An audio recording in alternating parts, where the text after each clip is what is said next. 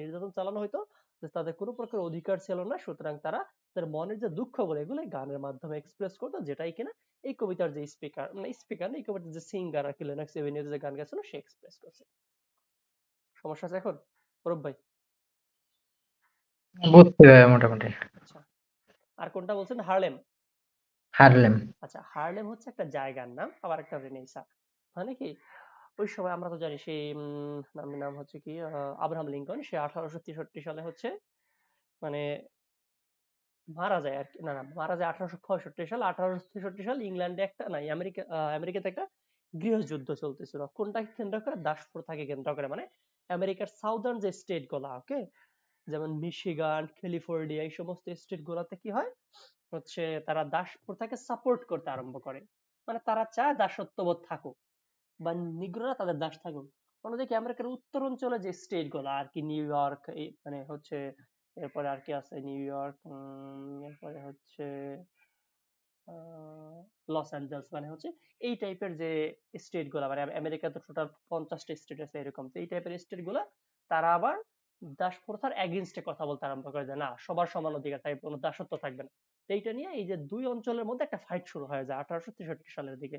তো যাই হোক, আব্রাহাম লিঙ্কন সেই ফাইটটাকে দমাইতে সম্ভব মানে সক্ষম হয় আর কি, ওকে। বাট তারপর দেখা যায় আরো 100 বছর চলে গেছে, মানে 1963 সাল চলে আসছে, তারপরে কিন্তু এই নিগ্রোদের উপর যে নির্যাতন এগুলো শেষ হয় না, ওকে। সুতরাং একটা পর্যায়ে কি করে, আমেরিকার দক্ষিণাঞ্চল থেকে নেগ্রোরা উত্তরাঞ্চলের দিকে চলে আসতে আরম্ভ করে, এবং উত্তরাঞ্চলে এই নিউ ইয়র্কের হার্লেম নামক একটা জায়গায় তারা এসে বসতি স্থাপন করে, যাতে করে তাদের জীবন মান একটু উন্নত হয়, কারণ দক্ষিণাঞ্চলে থাকলে তো তাদের সাথে দাসের মতো আচরণ করে, এখানে তারা আসলে তাদের জীবন ধারণ মানে একটু উন্নত করার জন্য, মানে অনেক লোকজন, মানে অনেক আফ্রিকান আমেরিকান এখানে আসছে, সুতরাং এখন তাদের মধ্যে একটা বিপ্লব ঘটছে, তারা সবাই তাদের অধিকার চাচ্ছে, ভোটের অধিকার চাচ্ছে, সেই সাংস্কৃতিক, রাজনৈতিক, ধর্মীয়, অর্থনৈতিক সবকিছু অধিকার চাচ্ছে, মানে একটা বিপ্লব ঘটাইতে চাচ্ছে। তো যেহেতু ওই বিপ্লব মানে আন্দোলনটা, মানে একটা বিপ্লব তেমনি তেমনিতে আসে না, আন্দোলনের মাধ্যমে আসে, তো তারা একটা আন্দোলন করে কোন জায়গাতে? এই হার্লেম জায়গাতে, ওকে। এই জন্যই ওখানে একটা আন্দোলন হয় যেটাকে বলা হয় হার্লেম রেনেসাঁ। তো এই কবিতায় কবি বেশ কিছু জিনিসের সাথে তুলনা করছে, যে এতদিন যাবত নিগ্রোদের যে স্বপ্ন এটাকে দমিয়ে রাখা হচ্ছিল, ওকে। সুতরাং একটা মানে এই স্বপ্নটাকে সে কম্পেয়ার করছে একটা ফোড়ার সাথে, একটা ফোড়ার মধ্যে কি থাকে? পুঁজ থাকে, ওকে। তো ফোড়াটা যদি নির্দিষ্ট সময়ে মানে ফাটতে না দেয়া হয়, তাহলে কি এটা নোংরা করে ফেলে শরীরটা। একই রকম এখানে ইন্ডিকেট করা হয়েছে যে এই মানে ফোড়া হচ্ছে কি তাদের যে হচ্ছে স্বপ্নটা, আর না না, ফোড়া হচ্ছে নিগ্রোরা, আর এই যে ফোড়ার ভেতরে যে পয়জন থাকে এটা হচ্ছে তাদের যে স্বপ্নটা। তার মানে নিগ্রোদের স্বপ্নটাকে যদি বের করতে না দেয়া হয়, মানে হোয়াইটটা যদি চেপে ধরে, আটকে ধরে, তাহলে তারা নিজেরাই নোংরা হয়ে যাবে, যেভাবে একটা ফোড়া ফেটে গেল এরকম শরীরটা নোংরা হয়ে যায়। মানে এছাড়া আর বলছে যে একটা স্বপ্ন, মানে যদি খুবই এখানে সেটাকে কম্পেয়ার করছে একটা কিসমিসের সাথে, একটা কিসমিস সেটাকে যত শুকাবো, মানে যত বেশি সময় দেবো সে কি হবে, ওরকম ভাবে শুকিয়ে যাবে। একই রকম একটা স্বপ্নকে যত দেরিতে ওটাকে বাস্তবায়িত করা হবে, ওটা যে সতেজতা আস্তে আস্তে শেষ হয়ে যাবে আর কি। তো কবি মেইনলি বলতেছে যে এখন সময় হয়েছে নিগ্রোদেরকে তাদের অধিকার দেওয়ার, ওকে, এবং তারা সেই অধিকারটা বাস্তবায়ন করছে একটা রেনেসার মাধ্যমে, যে রেনেসাটাকে বলা হচ্ছে হার্লেম রেনেসা, কারণ হার্লেমে এসে তারা সেই আন্দোলনটা শুরু করছিল, তাদের যে মানে মৌলিক অধিকার, রাজনৈতিক, সামাজিক, অর্থনৈতিক অধিকার যে দাবিগুলো আছে এগুলো আদায়ের লক্ষ্যে, ওকে। এই হচ্ছে হার্লেম নিয়ে যে কবিতাটা লেখা হয়েছে, যেখানে মূলত হার্লেম রেনেসার কথা এবং নিগ্রোদের যে স্বপ্ন বাস্তবায়িত করার কথা তাই বলা হয়েছে। সমস্যা ক্লিয়ার অরূপ ভাই? এর সামারিটা একটু দেখা দেন। আচ্ছা, ওকে, সামারি দেখেন কি বলছে যে Harlem is a thought provoking literary piece about the consequence of deferred dreams, মানে এটা কি স্বপ্নকে যখন ডিফার করা হয়, বাধা দেওয়া হয়, সেটার কনসিকুয়েন্স বা ফলাফল কি হয় সেটাই খুবই এই কবিতা এক্সপ্লেন করছেন প্লাঞ্চ। It was first published in 1951 the ministers what can happen if our dreams are not fulfilled on time, মানে যদি আমাদের স্বপ্নগুলো ফুলফিলড না হয় তাহলে স্বপ্ন সাধারণত কি হয়। এরপর বলছি in fact the poem is about the lost dreams of the millions of the black Americans, যে হচ্ছে ফর রাইট এন্ড ইকুয়ালিটি, যে এই কবিতা কবি আসলে সে লক্ষ লক্ষ যারা হচ্ছে আফ্রিকান আমেরিকান বা ব্ল্যাক আমেরিকান আছে ওদের অধিকারের কথা বলছে, ওদের মানে সাম্যের কথা বলছে। The poet has painted a grim picture of the dream and the diet in the home, মানে কবি এখানে এমন একটা স্বপ্নের কথা বলছে যে স্বপ্নটা আসলে শৈশবই শেষ হয়ে গেছে। স্বপ্ন বলতে নিগ্রোদের স্বপ্নের কথা বলা হয়, যে তাদের স্বপ্নটাকে বাস্তবায়িত করতে দেওয়া হচ্ছে না। বলছে the short poem poses question about the dreams and hopes of the black people. এই কবিতায় কবি স্বপ্নের যে হচ্ছে মানে যদি এটা না আসে এটার ফলাফলটা কেমন হয়, বা মানে এখানে সে স্বপ্ন নিয়ে মানে স্বপ্ন নিয়ে কোশ্চেন তুলছে যে স্বপ্ন কেমন হওয়া দরকার, এটাকে ঠিক সময় বাস্তবায়ন করা দরকার কিনা, এবং সেই ব্ল্যাক আমেরিকানদের যে আশা আকাঙ্ক্ষা সেগুলো নিয়ে এখানে সে কোশ্চেন তুলছে, উত্তর দিয়েছে। and the consequence that might arise if those dreams and hopes do not come to fruition, এবং সেটা ফলাফল আলোচনা করছে যদি এই স্বপ্নগুলা বাস্তবায়িত না হয়, ওকে, এই আশা আকাঙ্ক্ষা যদি বাস্তবায়িত না হয় তাহলে আসলে কেমন হতে পারে বা সেটার ফলাফল কি হতে পারে। The poet ask what happens if dreams are postpone contest, খুব এখানে বলছে যদি স্বপ্নকে পোস্টপোন করা হয়, মানে স্বপ্নকে বাস্তবায়িত করতে দেরি করা হয়, তাহলে এটার সাথে কি হয়।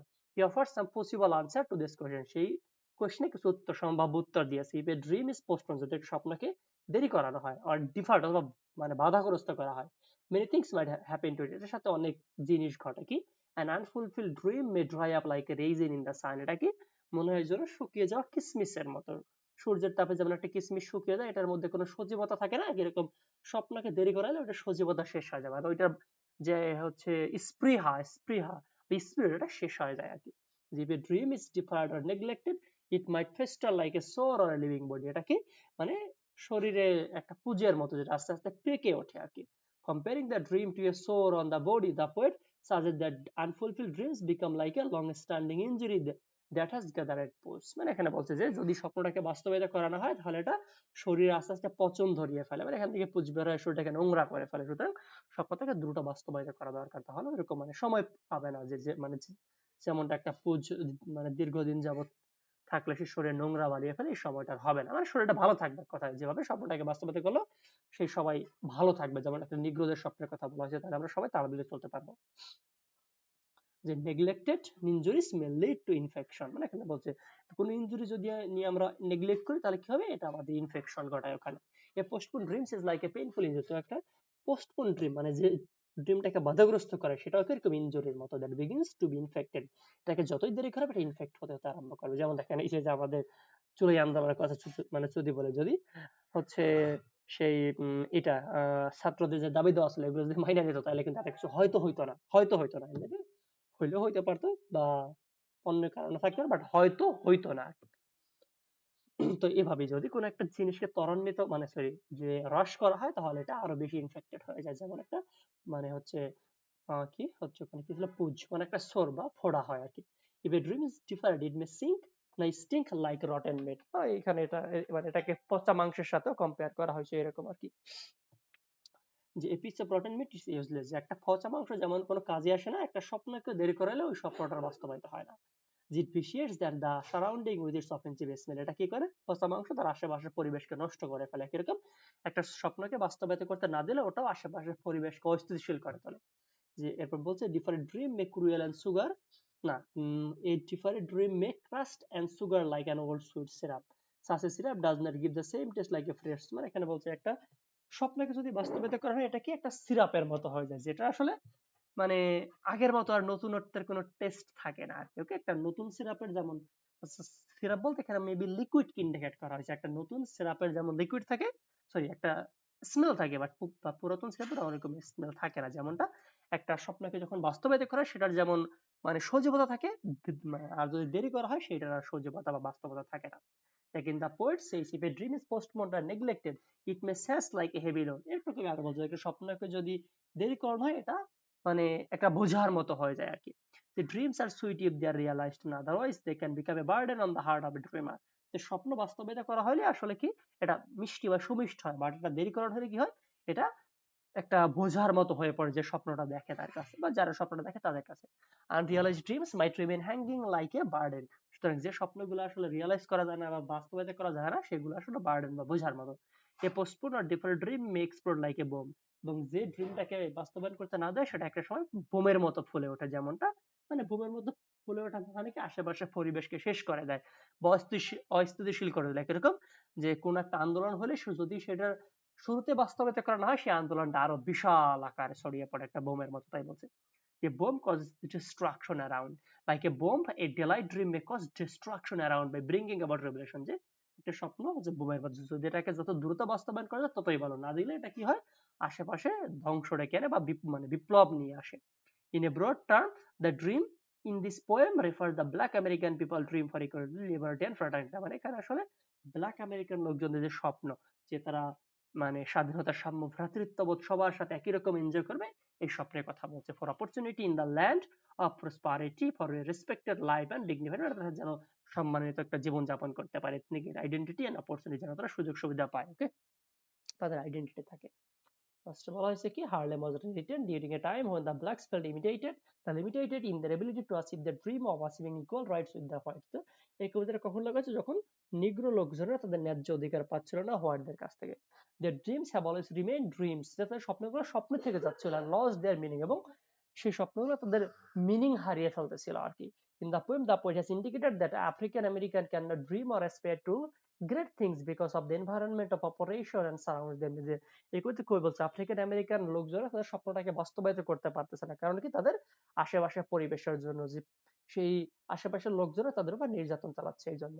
Even if they dare to dream, যদি তারা স্বপ্ন দেখার চেষ্টাও করে, their grand plans will fester for so long that they end up rotting or even exploding. তাহলে কি হবে?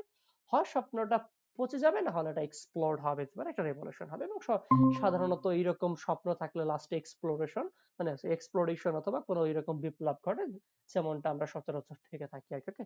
সেই কবিতায় কবি আসলে সেই নিগ্রোদের যে জেগে ওঠা হোয়াইটদের এগেইনস্টে তাদের ন্যায্য অধিকার পাওয়ার জন্য সেই বিপ্লবের কথা উল্লেখ করছে। এবার কি হচ্ছেন অরূপ ভাই?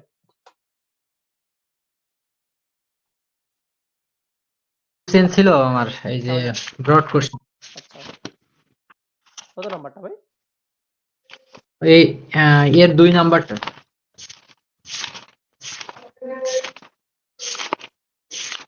ল্যাঙ্গস্টন হিউজের 2 নাম্বার? হ্যাঁ হ্যাঁ, আচ্ছা, মানে একেবারে লাইন বাই লাইন সম্পূর্ণটা পড়াই দেবেন না, নাকি স্পেসিফিক কোনো পয়েন্ট স্টান যাতে? এটা একটু পড়ায় দেন এগুলো। এই আচ্ছা এই কবিতাটা আমি পড়িনি টোটালি। আচ্ছা, তো কি বলছে প্রথম কোশ্চেন, যে discuss the element of anti racism in the poems of Langston huge. মানে ল্যাংস্টন হিউজের কবিতায় এন্টি রেসিজমের কোন এলিমেন্ট, আর রেসিজম মানে কি বর্ণবাদ, আর এন্টি রেসিজম মানে বর্ণবাদ বিরোধী, তার মানে কোন মানে বৈপ্লবিক থিম পাও সেটা আলোচনা করো। একই উত্তর, ওনার সবগুলো কোশ্চেন একই রকম। তো কি বলছে, racism or racialism in any action, practice or believe that reflects the racial worldview, the ideology that humans are divided into separate। মানে রেসিজম বলতে আমরা কি বুঝি?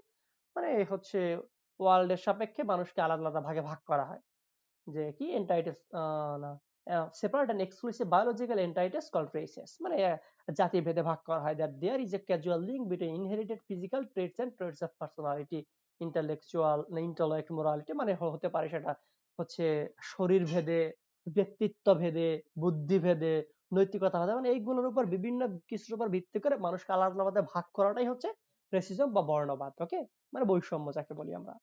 যে and that some races are innately superior to others, এবং একটা জাতি মনে করে আরেকটা জাতি চাইতে সুপারিয়র, মানে যখন বর্ণবাদ করা হয় তখন একটা জাতি মনে করে আরেকটা জাতির সাথে সুপারিয়র।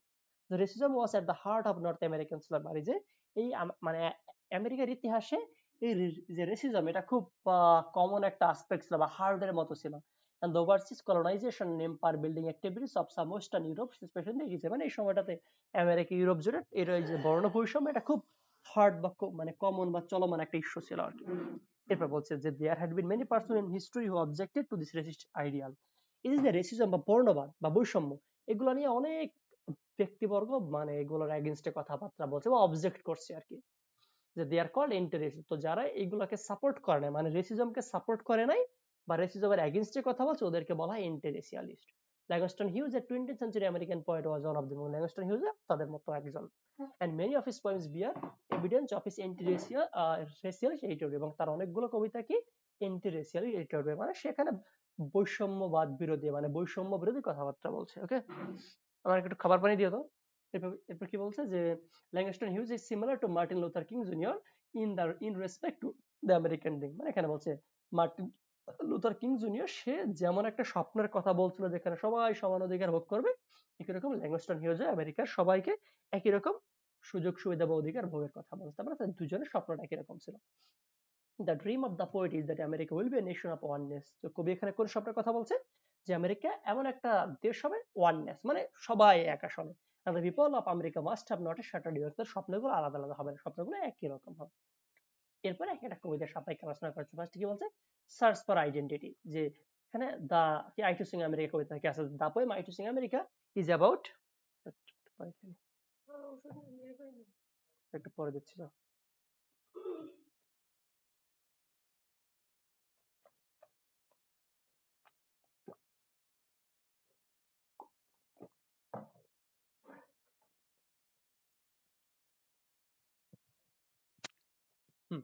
তো বলছে যে the poem I too sing America is about someone who is claiming his American identity. এই কবিতায় একজন আমেরিকানের কথা বলে যে তার আমেরিকান আইডেন্টিটি দাবি করতেছে।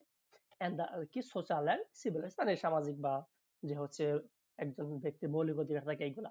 Is a black American who expresses his condition as a slave at a white man's house. সে একজন নিগ্রো, ওকে, এবং সে একজন হোয়াইট ম্যানের বাসায় তার যে অবস্থা এটা সে বর্ণনা করছে এই কবিতা। এন্ড হোপস, এবং আশা করছে কি that sometime in the future he will be able to sit at the same table with the white guest at his master house.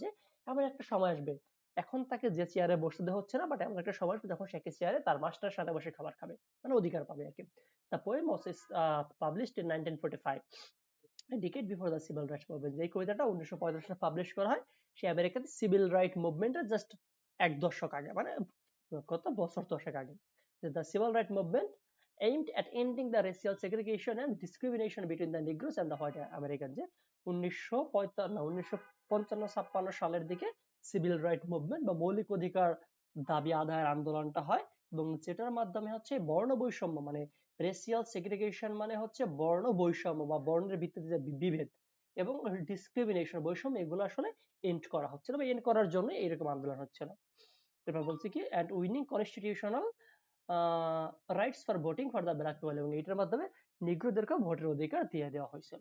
About 100 years after the emancipation proclamation.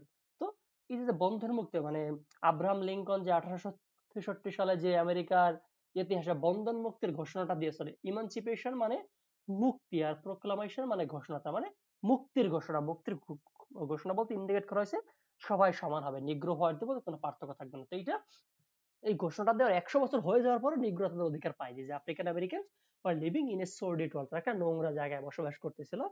Of ডিফ্রাঞ্চাইজ কি ডিজেনফ্রাঞ্চাইজমেন্ট,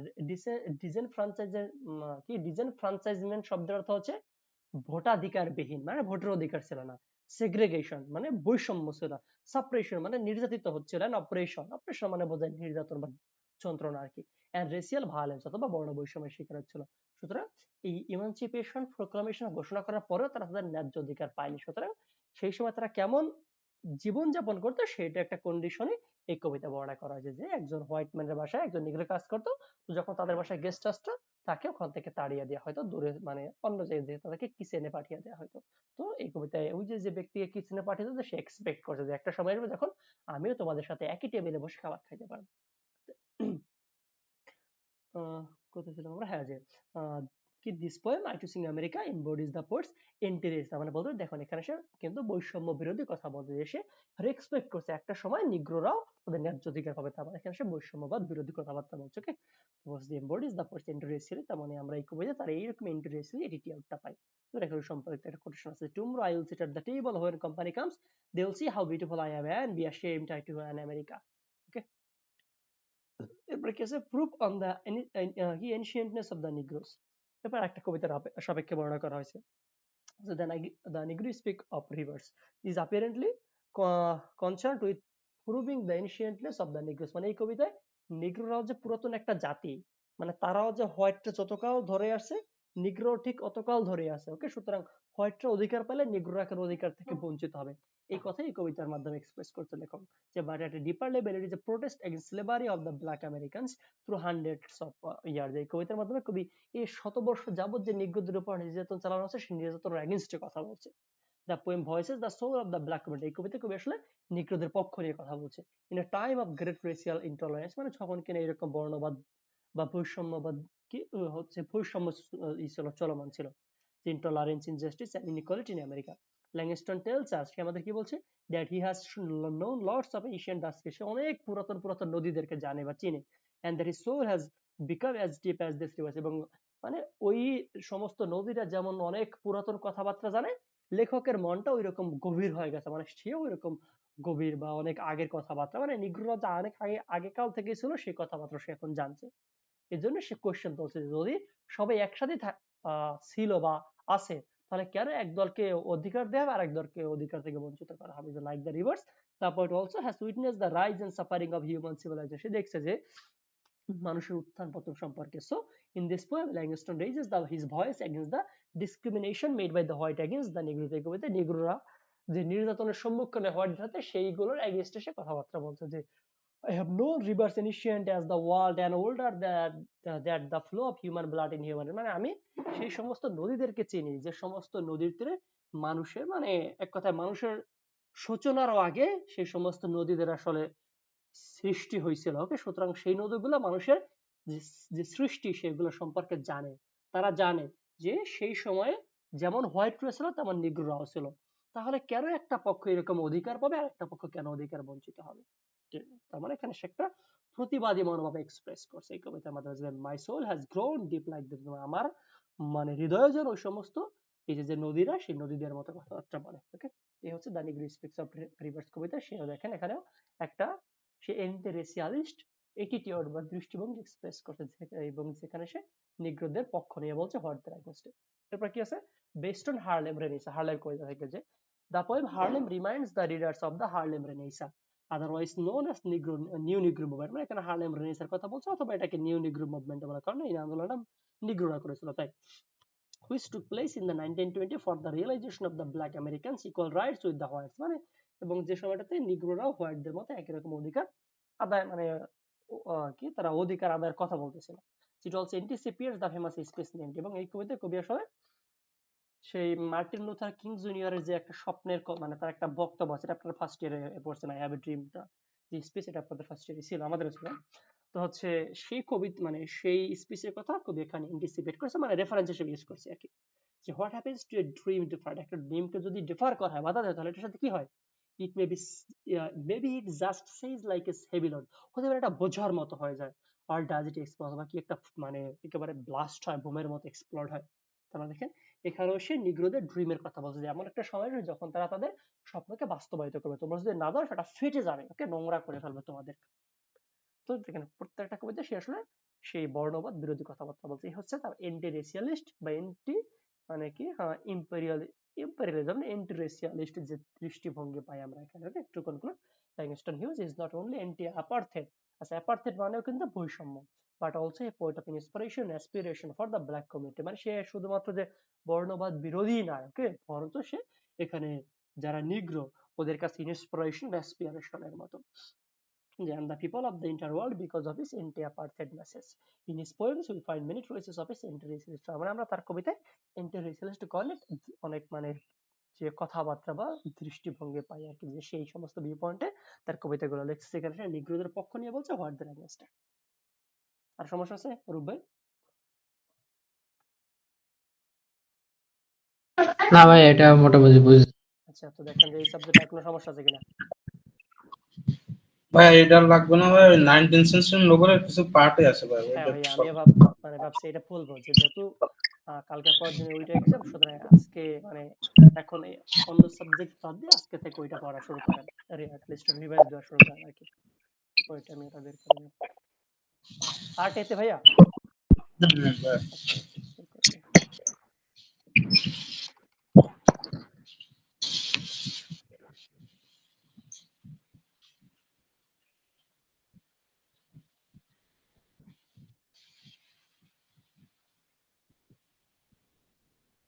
হ্যাঁ ভাইয়া, ভাই টেল of two সিটিজ এর 20 আর 21 নম্বর question দেখেন। 20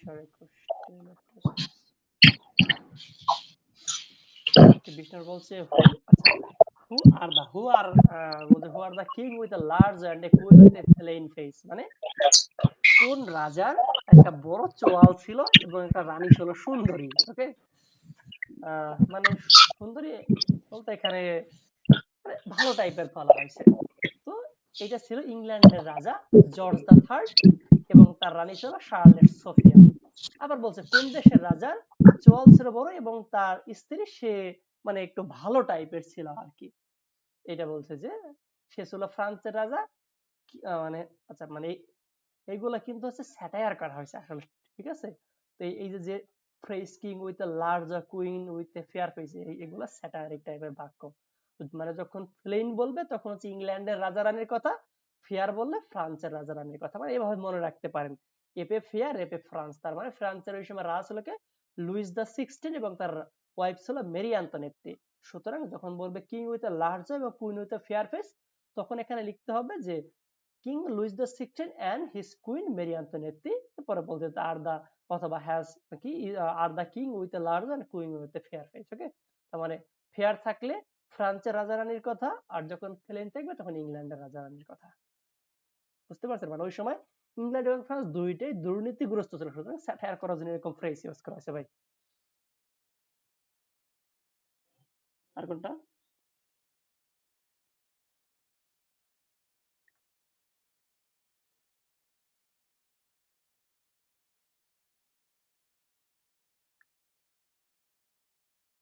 current চলে গেছে, sheet.